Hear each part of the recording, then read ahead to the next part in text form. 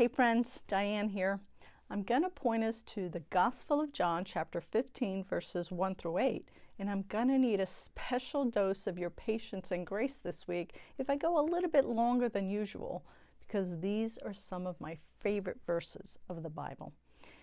We're only going to focus on memorizing verse 5, which says, I am the vine, you are the branches.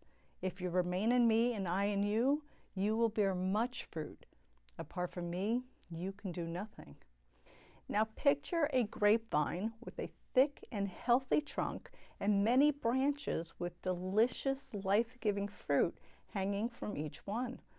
This image is easy for us to visualize and understand, right? All the nutrients come from the trunk, which is planted in the rich soil. All nutrients are absorbed from the soil through the roots, going to the trunk, then into the branches, and as a result, fruit grows on those limbs. The branches do not need to do anything but bear or display the fruit.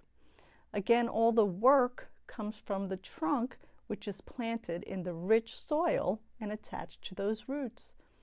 This is how any plant produces food we eat. One more time, the trunk is planted in the rich soil. The nutrients flow from the soil to the roots, through the trunk, into the branches, and plop, fruit appears. This requires a good gardener who makes sure that the soil is rich with nutrients, right? These verses I mentioned above call him the vine dresser. But in our example, we're going to call him the loving, skillful, wise, good gardener.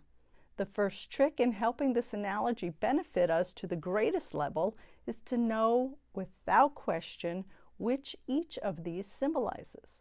The good gardener, the roots, the vine, the branches, and the fruit. Let's begin tomorrow, but leave your comments below if you are getting where I'm going with this simple example. See you tomorrow.